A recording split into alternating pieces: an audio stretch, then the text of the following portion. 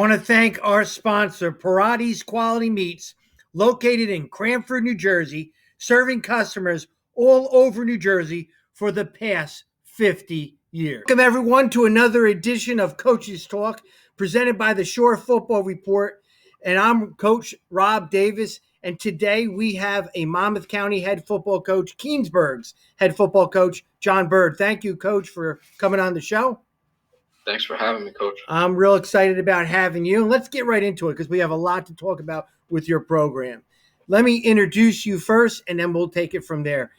John Bird's seventh season as the head football coach at Keansburg. He brought that football team to the state playoffs twice. Now, the thing that I'm pretty impressed about, and Coach, correct me if I'm wrong, since 2007, Keansburg has only had 2 winning records, but they have happened the last 3 years. Yeah, correct. That is really, really awesome with that. Let me get into your resume too after that. So before your 7 years as the head coach, you were there for 2 years as a defensive coordinator, as an assistant. Prior to that, you were at St. John Vianney for 2 years as a defensive coordinator. Before that, you were at Raritan for 2 years. And then before that, you were at Homedale, where you started for 3 years with Coach Carlstrom. Is that correct? Yep. That's nice. So you have a nice little run in Monmouth County, and you're doing a really nice job at Keansburg. And something I want to tell everybody about you is that I think you do a great job promoting the game of football in the Shore Conference, not just for Keansburg, because you're very good. And we know you get kids into colleges. You have 8 guys currently playing college football from your program. That's amazing, Coach. For a small school like that, I mean, for any school that is – how proud are you of kids playing college football? So proud of. I mean, that's one of those things that I think when you get to be a head coach, you don't realize it as you're coming up. And I think more so than the wins and losses, that's the one thing that I am so proud of my time at Keansburg. And it says a lot about you PRing your program and keeping those contacts with the college coaches. And those college coaches, even though you don't have a player the next year, they're going to still value what you say when you really do have a person down the road, right? Yeah, we've been very lucky in that, the guys we have sent to college, they're playing their freshman or sophomore year. So, we're doing something right as far as developing them and getting them ready for the next level. So, I think that makes our word a little bit better when we do send another kid out. Oh, man, it's tough to get kids into colleges because you have slots. You have to be a high academic kid, too. And that's the main thing because you're also monitoring the kids academically as well as athletically, right? Yeah, so our saying is winning everything. It's probably redundant. You've seen it on Twitter. You've seen it on anything I put out. It says winning every at the end. It was a motto we adapted about halfway through my first year because we just saw that, our kids and kids in general just needed more. It wasn't about wins and losses, although, that's what hopefully, keeps me employed. But, we needed better grades. Our GPA has gotten much better over the last 5 or 6 years. We wanted them to be better sons. We wanted them to be better friends. We wanted them to be better in the community. We do 3-4 community service projects every year, fundraising. We raise so much of our own funds. We want them to try to win at that, So we've adapted this mentality of whatever you do, just do the best you possibly can at it. And it's translated well. I've always had a saying, how you do anything is how you do everything. And if you're winners with fundraising, you're going to be winners on the football field because it's important to you. You know what I'm saying? Yeah. That's real important. My athletic director, Tom Stark, who's been around forever, is one of the great ones on the shore, says the exact same thing all the time. So he took my quote? I think he might have a couple of years on you. So. No, I wouldn't steal a quote, would I? No. I kind of change a word here or there, but that's that. Coach, the other thing is that's pretty impressive. I did some a study on you guys. Is the last 3 years you have the most wins in your division. Yeah, I think we've been lucky to have some very good players over the last couple of years that we're able to, really make a dent. And when you're talking about our division, as a small school, and we're going against these other small school teams that are very prideful programs, Mm-hmm. the Ports and the Point Beaches and the Asbury's. And they've all won, Coach. They have an extensive resume themselves. They really do. Yeah, to have a couple of wins and be able to place ourselves in the conversation with them is huge. Yeah. I mean, those teams that you just mentioned, they've been state playoff contenders for years and years and years. And high school sports goes in cycles, and it's hard to stay consistent. And you got the program going in the right direction. And I just wanted to say a couple things how you are off the field too that I know of. You're the vice president of the Shore Football Coaches Association. You fight for making the game better for us coaches and also the players. And you just promote a lot for the Shore Conference. You really do. And you're also the All Shore GM for Monmouth County, where you get to select the teams and, you get to do a lot of research and figure out who are the top players in there. And you're also a division rep. So you go to battle for different topics that need to be done. And also, of course, all-star teams. So you're actually in the All Shore process and all that stuff. So you love doing that stuff, don't you? Yeah, I think, I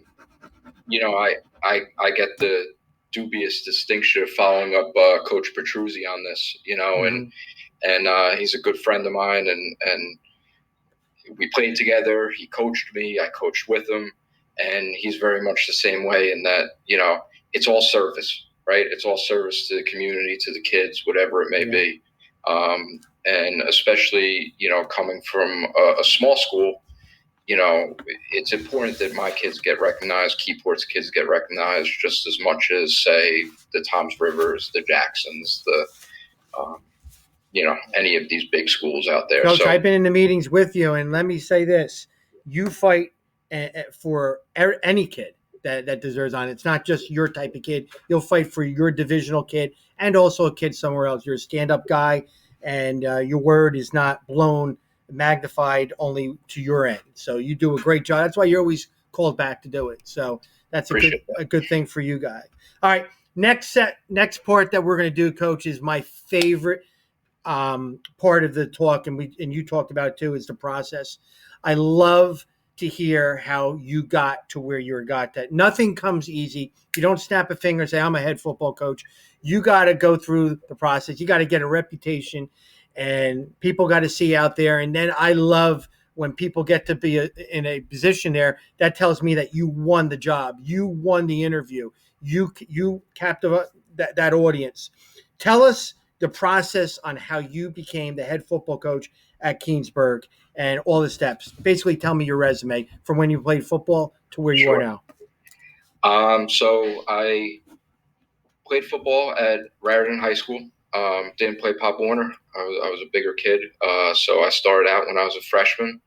I was blessed to play for Coach Generelli. Someone who had a tremendous impact on my life, someone that, if you come see me coach, I think I still model so much of what I do over how he was. We used to think he could turn the rain on and off if he needed to, if it would depend on what he wanted practice to be like. So, his word meant everything. I was a tremendous player. When God was giving out fast twitch, he forgot about me because I'm a very slow human being. So I was a great player. I went to college for academics. I went to New York University, and about halfway through, I actually started coaching baseball at my grammar school, my Holy Family School in Hazlitt. Mm-hmm. That's where I caught the bug, so to say. It was my way to stay around athletics and compete. And I love competing no matter what it is. So when I graduated college in 2006, quite honestly, I was afraid to reach back out to Coach G because I held him in such high esteem that who was I to ask him for a job? So I actually reached out to my former offensive line coach, Scott Cannon, who was at Homedale at the time, with Andy Carlstrom, who had just come up from Maryland and didn't know a ton of guys. And I got lucky. And, Andy brought me on staff, not knowing me or anything about me. So We had 3 great years together. We had a lot of fun. We had a great team in all 3 years, but 07 especially, where we won the division with Homedale. We had some great Ryan Hazlitt, Mayo, DeMayo, Kevin, Will McGurk, Lambert, Granger, Glenn Granger, all those guys. So, we had a great time. I was on the defensive side, coaching the D-line under Frank Papalia. So I got to learn a lot from him. And, now I get to work alongside him, which is awesome. When that staff was no longer at Homedale, I kind of wasn't sure which way to go. And that's why I reached out to Coach G. And I said, Coach, you got anything for me? And he did. He had a freshman spot, so I went and coached freshman football over there. And,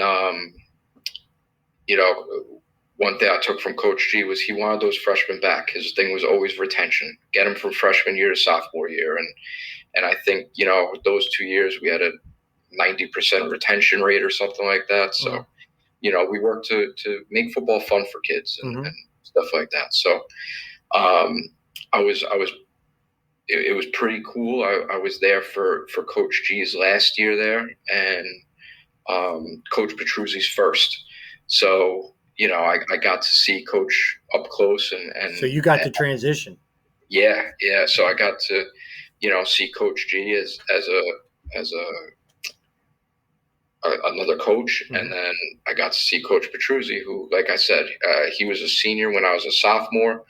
He was a great player for us. His brother's one of my best friends. His first year coaching was my senior year, so we had a lot of interconnectedness. So to get to coach for him was pretty good. And I wanted to stay at Raritan because it was my alma mater, but Coach Karlstrom called me. He got the job at St. John Vianney, and I kind of said, and he kind of made me an offer I couldn't refuse. He said, come be my DC. To get that opportunity that early in my career, I felt like I had to jump at it. So I went over there. And, for 2 years, we had a great time.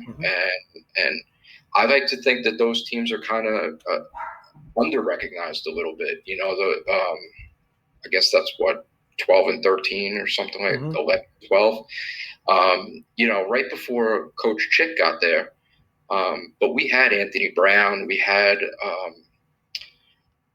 those big linemen. We had a bunch of those kids there. And we got them kind of back on the winning track. And then, Chick came in and did some great things. But, that staff, I like to think, kickstarted that little resurgence by St. John's. Yeah. And then things got interesting. I left St. John's, and I was getting frustrated because I couldn't find a teaching job anywhere. And I thought about leaving the profession altogether and actually applied to be a police officer and got hired. And one day before going to the academy, I said to myself, this isn't what I want to do. And it's not out of disrespect. It's out of complete respect for the profession, right? There are guys that want to do that their whole lives. And I want to be a football coach, and I got very lucky that a friend of mine knew Chris Damian, who was at Keansburg at the time. And he was looking for a DC, and I called him up and, in the first day of August and said, you still got a spot? And he said, yeah, and took me on right there. And, I got so lucky because, he took me in. It was great learning from him. He had just come from Monmouth University, so he knew a ton of football. Oh, yeah. And he was there for 2 years. In that time, I got a teaching job finally in Keansburg. And Chris left after 2 years to take a teaching job in Hazlitt, and he's over at Raritan now still.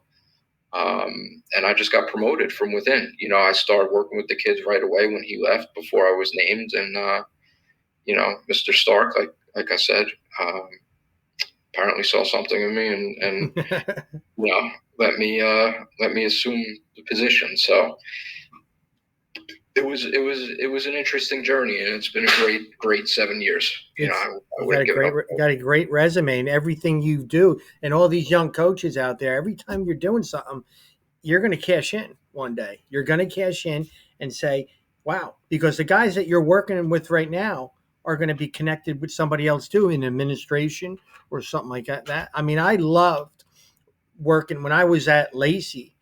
I had a coach by the name of Bobby Generelli that would come to the camp and sit in the office, and I'm like, wow, I'm not saying a word, just listening to him talk line play. And I still keep in touch with him. I never coached with him. I coached against him. I still talk to him right now. And when he talks, I make sure I'm not around my barking dog, my wife. I'm listening and I'm writing notes down when he tells me stuff. And he is a great person to have on your resume. I wish I got a chance to coach with him. Must have been pretty fun, huh? It was, and I was lucky enough to coach the all-shore game in, I don't know, about 5 years back, I think, and he was on staff and Chick was on staff, and I would just sit in the office and watch the two of them and listen to the two of them, and it was great. It was fantastic. So yeah, that is something that you'll never forget, being able to coach with those guys, and they're still probably a phone call away anytime you need something with that. All right, Coach, now we're going to talk the COVID season of last year. I'm going to take this mask off because I'm sick of wearing it, and I know we're sick of talking it, us coaches. I want to hear something positive about what you could take out of last season coaching with the COVID. For me, it really showed our team's resilience as young men. And I already knew they were. I already knew, people in Keansburg are very resilient people. Even going back shortly to Sandy, I got there shortly after Sandy, and there was a lot that needed to be done to come back from that. And this was a similar thing, every step of the way there was something, right? It was, you can't use the locker room. You can have two parents come. You can, and we had buckets on the sideline with individual waters for each kid. It's, crazy things when we look back on it. But every step of the way, they adjusted. They went through the steps. They did what they were asked. They did a great job of staying safe and staying healthy. And we had one of our better seasons recently out of it. So, if anything, I think that's the thing. And it's something that we can call on going forward is, if you could get through that season, this season will be so much easier. I'll say this. Football coaches are the most flexible coaches in the whole country. They really, really are. Because we're always told, you can't do this, you can't do that. We love you on Friday nights, but don't do this. I said this when our guidelines came out with our pod. I don't even know what a pod was until this came out. I'm sick of hearing pods. I really am sick of hearing pods. But when they came out with the rules that, like, phase 1, no groups of 10 or more, 9, it was 10 or less. We knew from that point that nobody was thinking football, because us football coaches need 11. We need 11. We couldn't even get your whole side of the ball together. Linemen couldn't be within X amount of feet from each other. Line splits must have been tremendous during phase 1. But baseball, you need 9. The 10th one is like warming up in the bullpen with somebody else. Basketball can go 5-on-5s. I'm just generally saying stuff out there. But football, we need 11. And nobody gave us 11. It was 10. Why were they not giving us 11? Was there anybody in a meeting? You've been in meetings all the time. Could have somebody said, can we raise that to 11? Instead, 10 was the number. Do you think 11 was a little bit more dangerous to the community or 10? Yeah, it was crazy, these rules that we all had to do. We put these kids in pods, separate them, and the first thing they do when they go home, they go in the same car. We're separating them from practice, coach. You know that, and we do that. So it was confusing, but us coaches, we have to be flexible because this is what we have to do, and we followed the rules to a T, and here we are. So I learned that we were more flexible and we made things work. Football. Well, one of the benefits of small school football, I guess, is once we got to phase 2, I believe. Yeah. Our entire team was a pod. So yeah, after phase 2, we didn't have to worry about it anymore. So I actually remember talking to my buddy who was a Group 5 school. He goes, "We're practicing like Group 1." I said, "You're going to appreciate it a little bit more now, right?" Oh, that's right. awesome. So, you did have a great season, which says a lot about your staff and the players being very resilient during the COVID season, Coach. Now we're going to talk 2021 Keansburg high school football schedule, and then afterwards we're going to talk about the new division, the national division. All right, the head football coach from Keansburg, take it from there. Yeah, so for the 2021 season, we're going to be in the national division. I have to give a lot of kudos to those people that make the schedule. It is such a thankless job, and there's always somebody angry. But I guarantee this year it's not me. I always say a fair schedule is one where you look at it and every game you can win or lose. There's no predetermined outcomes, and that's kind of how I feel about this one. I feel like our division is fairly matched up, and every week we get to really coaches, players, everybody, work together for a win. Mm-hmm. Yeah, Coach, looking at that schedule to the left, West Windsor. Who's the head coach there now at West Windsor? Yeah, so Bill Furlong, who was at Manchester recently, is at West Windsor. So because we're a small school, and as you'll see on the schedule, the Shore, since we stopped with the Middlesex crossovers, has been trying to help us to find more small school games. Now, obviously, West Windsor isn't one, but that's why we play Keyport twice. That's why we play Point Beach twice. We've done that for 3 years now, and what happened with West Windsor is we ended up with a bye week that we needed one more game. And I was reaching out to every school in the state. Actually, outside the state, we almost played a school from the Bronx, some Capital Prep, I believe they're called. Okay. And I was posted on message boards and everything else. And I guess at some point, Coach Furlong got the job at West Windsor, and they were short a game early on, week 0. And called me up and said, "Do you want to play?" And I felt like it gave us the opportunity to compete, and it worked out schedule wise. So we're going to see how it goes. Actually, you know what? I'm looking at this. I think the time might be Saturday is the daytime, isn't it? Yeah. So the majority of our games are going to be 12 o'clock. Yeah. You know what, Coach? I didn't change the time. The times are wrong. The days are right. But you'll have time to fix it. I'm sorry on that. The times are wrong. Are wrong. You're not playing at night. You don't have lights, right? We don't. No. Looking at the first part of the schedule, you got 3 home games. How do you like playing right off the bat, getting 3 home games, or instead of spreading them out? You know what, Rob? You just pointed it out to me. To be completely honest. I worry about our competition. I'm not a big home away guy. So,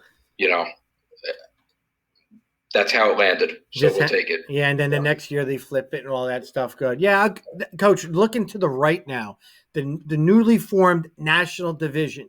Now, you play your traditional teams of Keyport, Point Beach, but now you have Pinelands, which has kind of played with you last year, I think, or 2 years. You added Monmouth, you added Lakewood. So you got 3 bigger schools with your 3 traditional teams that you normally play with.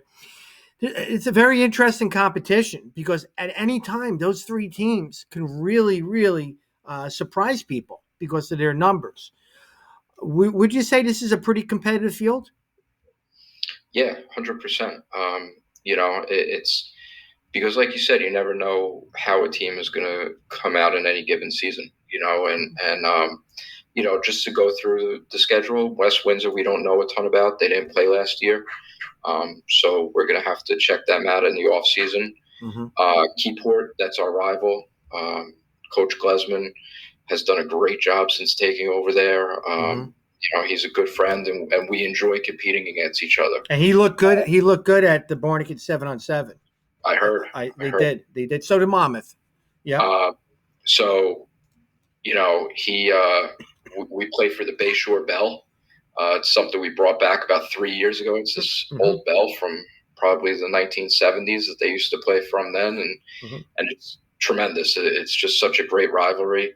Last year they were kind of the thorn in the side of our season. They were the loss that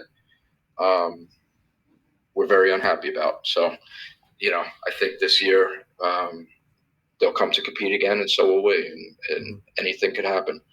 Monmouth, Coach Wendell, I think you talked about on one of these shows a couple of days ago how consistency is key. He's given them consistency, and with the athletes they have athletes. That's a dangerous thing. So we were supposed to play them the last game of last year, and we actually got COVID. So we did play them 2 or 3 years ago. Coach Wendell's first year, and eked out a victory. So they're going to be tough. They are going to be tough this year. Point Beach, we played them twice last year. The first game, we won pretty handily, and by the second game, it went into overtime. Yeah. So Coach Z does a great job over there, and the difference in them from game 1 to game 8 or whatever it was last year, it just shows how well coached they are. So, that'll be a dogfight as well. Lakewood, I'm excited about. We've tried to get them on the schedule for years, and vice versa.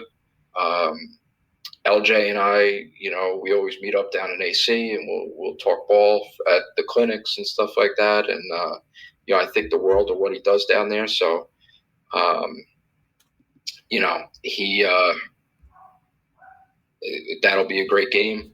And then I guess the last one to really go over is Pinelands. And you had Coach on here the other day, and he said it's turned into a little bit of a rivalry, and he's absolutely right. We were like 50-50 in 4 games the last time they were in our division. Not the last time we played, the year before, a loss to them in the last game of the season kept us out of the playoffs. So, I like to think that he beat me on this show. So, I owe him one going back to, on the field. Yeah, I'm going to, as we get closer to the season, I'm going to do an in-depth thing on every single division. And this division is very interesting because there's a lot of things that some people may not realize. But, I mean, you guys got a lot of guys back, and we'll talk about that later on.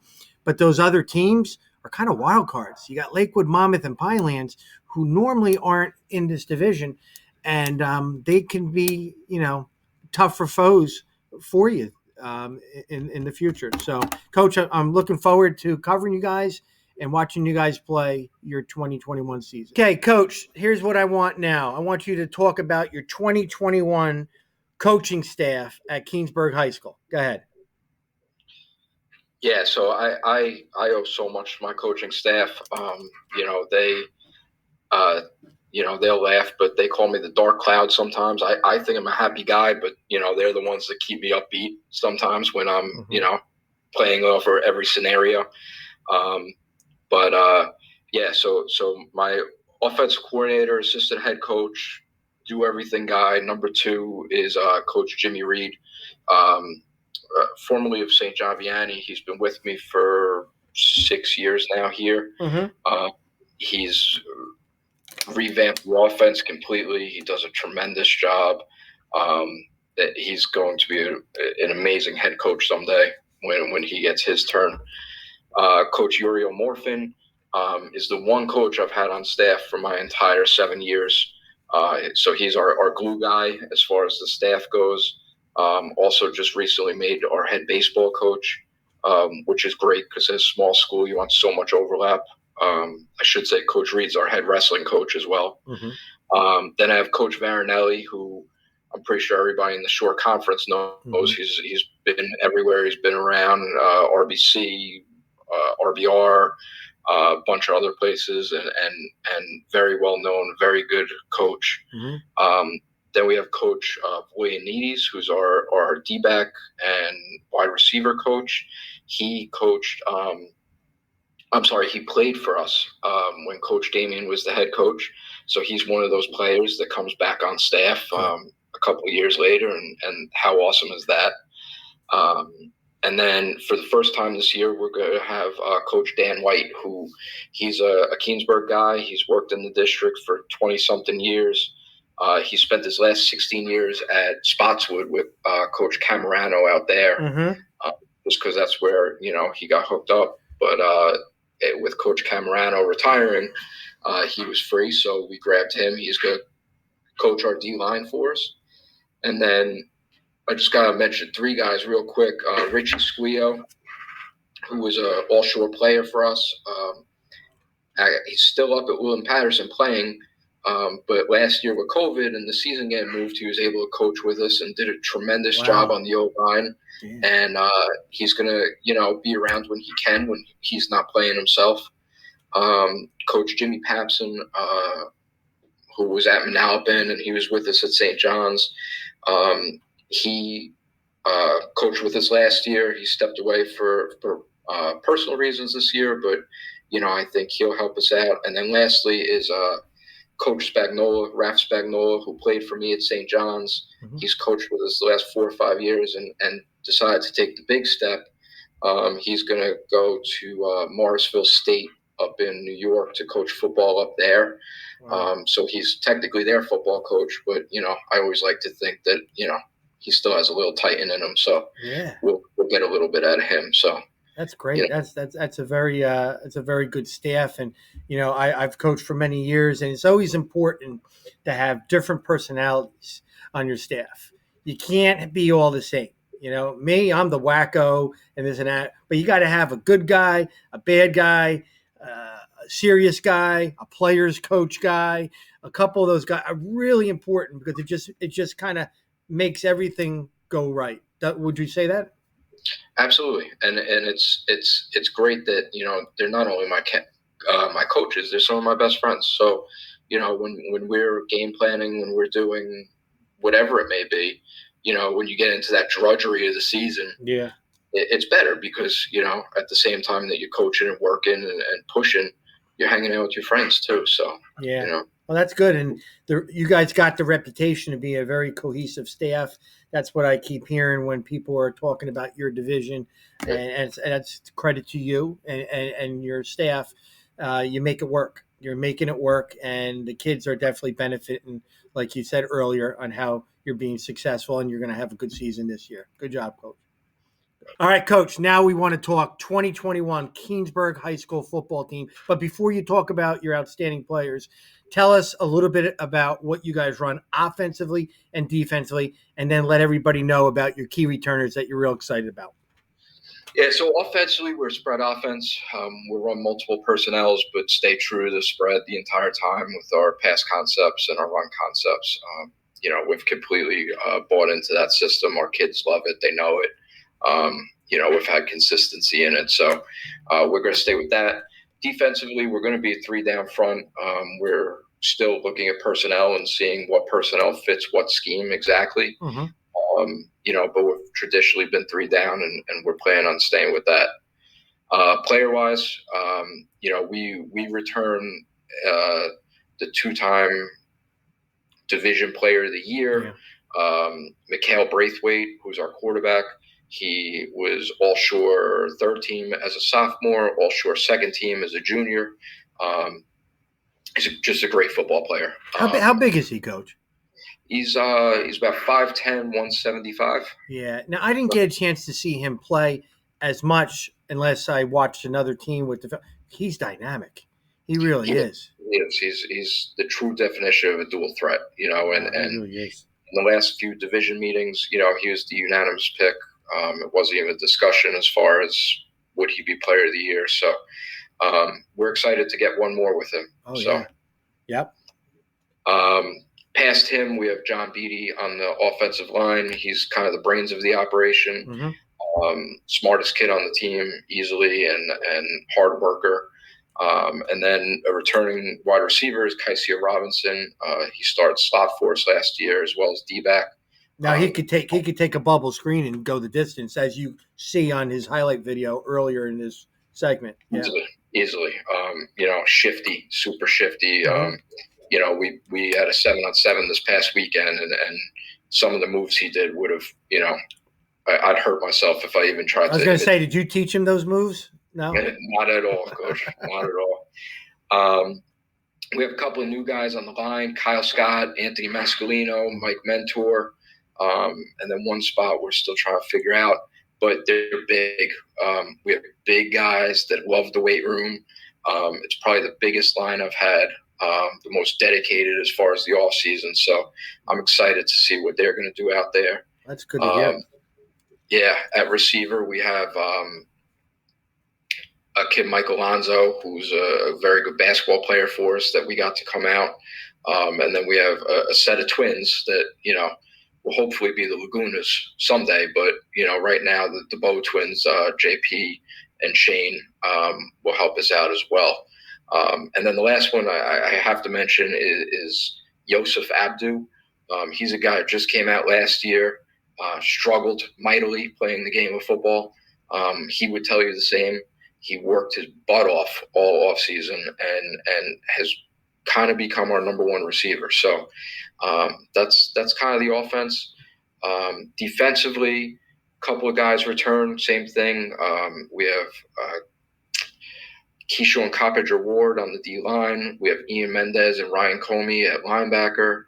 The secondary is going to be, a mixture of those skill guys I said. Mm-hmm. We had a kid transferring from Freehold Township, Nasan Lee. He's actually the brother of Dante Abrams of Asbury Park fame. He's a heck of a football player. So we're excited. This is probably the most talented team I've had. Wow.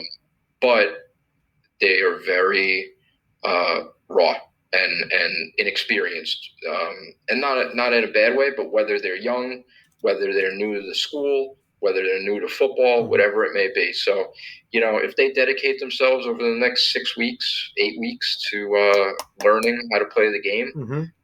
And taking their God-given ability, we will be okay. Well, Coach, I do know this. You have athletes, and the way you spread them out from sideline to sideline, and with your dynamic quarterback, it's going to be scary. You guys are going to be scary. You got to stay healthy. And do that. Now, here's my question to you, because you were talking some pretty positively about your line. So, being a Group 1 school, you have some quality linemen, and do they go both ways? So I think, and knock on wood, that everybody stays healthy. Yeah. We might actually have the opportunity this year to two platoon our line and possibly our entire team. Not because we have a tremendous numbers, but just the way the pieces fit together. Traditionally, yes, they go both ways. They work.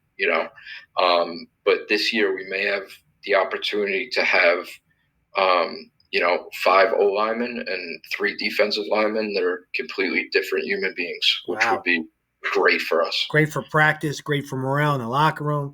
Just great. Yes, that is awesome. Wow. So you got guys, what are your numbers like in terms of freshmen to varsity? So I aim for 60. We've been 50 traditionally. Really? This year we're going to be a little bit lower. We're going to be probably around 40. That's high numbers now for Group 1. It's high. Not so. Just so people understand, Group 1, we have 150 males in the entire school. So those years that we have 60, we have over 1/3 of the male population of school playing football, which is great because all that means is we get to make a bigger impact on a bigger portion of the school and help these guys turn into good young men and hopefully impact the culture of the school and all that. So, can you imagine if you were a Group 5 school coach with that percentage, with the numbers of two? Like, I know it would change a little bit, but that's incredible. That many kids playing for one sport in that school. That's amazing. Yeah, I I can't imagine it, to be completely honest. I had the opportunity to talk to Kyle Sandberg last night at the All Shore thing, and I said, "How's your numbers?" And he said, they're okay. I got about 120. I was like, what? 120? So Wow. that's a different world, but you adjust, right? You adjust either way, whether you have 50 or 100 or 150. It's right. It's an opportunity to work with those kids you have, and that's what matters. Well, Coach, coaching in the short conference alongside you, we were in different conferences. We didn't play the same teams, but there was always that crossover here or there. I remember going to one of your games.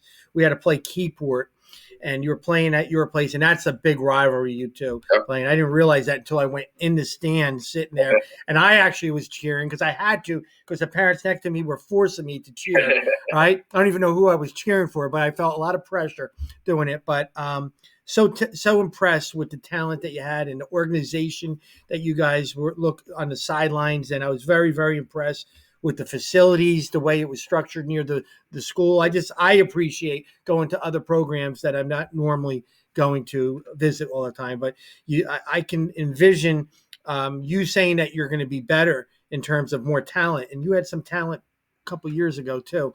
So I'm looking forward to following you guys and watching you guys be successful. Knock on wood, advance as far as you could, and you have a dynamic playmaker leader too, that quarterback. So you got to be pretty optimistic. Yeah, and thank you for this opportunity to come on here. Keansburg is such a great football town. There's a rich history and a pride to it, and it's where everybody goes on a Saturday. And sometimes it gets a bad rap that it shouldn't. And that's why I go to those meetings and I fight for these kids, because they deserve everything that every other kid in the short conference does. And to be an ambassador of the short conference in those other roles, it's I'm so grateful, because I'm such a short conference fan myself. So thank you for the opportunity to come on and talk football, and I look forward to doing it again sometime. Short conference is a very, very prideful conference, and there's so much, me covering it, there's so many great programs out there, so many great players, and of course so many great coaches. And that's what this show's about. Coaches Talk is to magnify how many great coaches out there, you just like you included. And it was an honor having you on the show, and I appreciate it. And I'm going to wish you guys, Keansburg, the best of luck this year, and hopefully we can cross paths again. I'd love to get a game or two and follow you guys. I'm looking forward. Anytime, Coach. All right, Coach, thank you very much. And spread the word about the Shore Football Report. It's going to have a website.com in 2 weeks. I'm going to be a .com dude. You got it. All right, Coach, thank you very much.